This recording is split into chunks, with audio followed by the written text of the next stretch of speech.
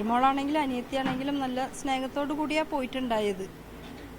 പിന്നെ പുറത്തു പോവാനായിട്ട് ഞാൻ ഇറ്റലിയിലേക്ക് പോവാനായിട്ട് നോക്കിക്കൊണ്ടിരിക്കുന്ന സമയമായിരുന്നു. ഇനിയിപ്പോൾ അത് മുടക്കാനാണോ അതും എനിക്കറിയില്ല. വ്യാജ ലഹരി കേസിലെ നിർണായകമായ ഒരു വിധത്തിൽ പോലീസ് എത്തിയിരിക്കുന്നു. അതായത് പ്രതിയായിട്ടുള്ള നാരായണദാസിനെ പോലീസ് കസ്റ്റഡി എടുത്തിരിക്കുന്നു എന്നാണ് ബാംഗ്ലൂരിൽ നിന്നാണ് പിടികൂടിയിരിക്കുന്നത്. അതിൽ ഇരയായിട്ടുള്ള നമ്മളിപ്പോൾ ഷീല സണ്ണി നമ്മളിപ്പം ചേരുകയും ചെയ്യുന്നുണ്ട്. അപ്പോൾ ഈ നാരായണദാസിനെ കസ്റ്റഡി എടുത്തു എന്ന് പറയുന്ന ആശ്വാസം തരുന്നുണ്ടോ? സമാധാനം ഒരു ഇതുണ്ട്. ഇനി എന്തിനു വേണ്ടിയാ അത് ആർക്ക് വേണ്ടിയാ ചെയ്തതെന്ന് അറിയാമല്ലോ.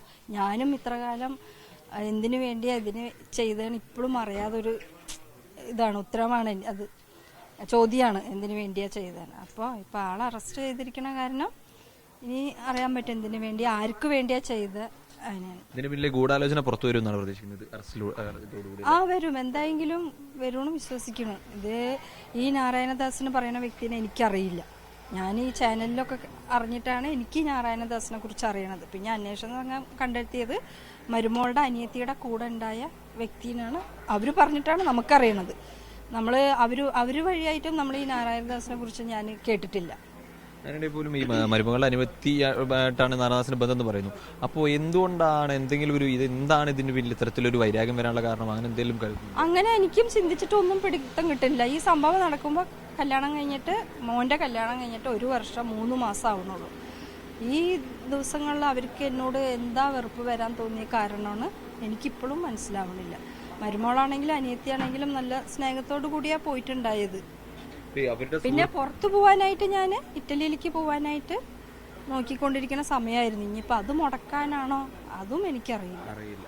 അപ്പോൾ ഇവരുടെ ഒരു ബന്ധുവാണ്, അല്ലെങ്കിൽ ഇവർക്ക് പരിചയമുള്ള ആളാണ് നാരായണദാസ് എന്ന് പറയുന്നത്. അവർ ഇതിൽ നാരായണദാസായിട്ട് ഒരു ബന്ധം എന്ന് പറയുന്നത് ഈ മരുമകളുടെ സഹോദരിയുടെ സുഹൃത്താണെന്നുള്ളത് മാത്രമാണ്. അപ്പോൾ ഇവർക്ക് പങ്കുണ്ടാവുമോ അങ്ങനെ കരുതുന്നുണ്ടോ ഈ കുടുംബം? ഈ നാരായണദാസിനെ എന്നെ ചതിക്കേണ്ട ഒരു കാര്യമില്ലല്ലോ. ഒരു അറിയാത്ത വ്യക്തിയാണ് ഞാൻ. എനിക്കും നാരായണദാസിനെ അറിയില്ല, നാരായണദാസിനും എന്നെ അറിയില്ല. അറിയാത്ത വ്യക്തിക്ക് എന്നെ ചതിക്കേണ്ട കാര്യമില്ലല്ലോ. മകന് എന്തെങ്കിലും മനസ്സറിവുള്ളതായിട്ടോ അങ്ങനെ എന്തെങ്കിലും? ഇപ്പൊ അവൻ ഒളിവിലാണെന്നൊക്കെ ന്യൂസ് കണ്ടിട്ടാണ് അറിയണത്. ഈ സംഭവം നടന്ന ശേഷം മകനായിട്ട് ഒരു ബന്ധം വിളിയോ ഒന്നും ഉണ്ടായിട്ടില്ല. പിന്നെ ന്യൂസ് കണ്ടിട്ടാണ് അറിയുന്നത് അവൻ ഒളിവിലാണ്. അവൻ ഒളിവിൽ പോകേണ്ട കാര്യമില്ലല്ലോ. അവന് സത്യം അറിയണമെങ്കിൽ അവന് പറയായിരുന്നു. അവൻ ഒളിവിൽ പോകേണ്ട കാര്യമില്ലല്ലോ. പറയാമായിരുന്നു. അതുകൊണ്ടാണ് ഒരു സംശയം നിൽക്കുന്നത്. അതെ അതെ. അപ്പോൾ ഇത് ഇപ്പം എങ്ങനെ ജീവിതം എങ്ങനെ തിരിച്ച് എന്തവസ്ഥയിലാണ് ഇതിന് ശേഷം? ജീവിതം രണ്ടാമതും പാർലർ തുടങ്ങി. തണലുകാർ എനിക്ക് പാർലർ തുടങ്ങി തന്നായിരുന്നു. പക്ഷെ അത് കൊണ്ടുപോകാൻ പറ്റില്ല. 1 വർഷം അത് അങ്ങനെ കൊണ്ടു നടന്നു. പക്ഷെ എനിക്ക് വാടക കൊടുക്കാനും കസ്റ്റമറൊക്കെ കുറഞ്ഞു. പിന്നെ എനിക്ക് കുറച്ച് സാമ്പത്തിക ബാധ്യതയൊക്കെ ഉള്ള കാരണം ഞാനത് വേറെ ആൾക്ക് കൊടുത്തു. ഞാൻ ചെന്നൈയിലായിരുന്നു 6 മാസം ഡേ കെയറിൽ. പിന്നെ ഇപ്പോൾ നാട്ടിൽ വന്നിട്ടുണ്ട്. ഇപ്പോൾ 1 മാസമായിട്ട്. പിന്നെ മൊഴിയെടുക്കണ സമയത്തൊക്കെ ആയിട്ട് നാട്ടിൽ വന്നതാണ്. ഇനി എന്തെങ്കിലും ചെയ്യണം. സത്യം പുറത്തു വരട്ടെ. ഉറപ്പായിട്ടും.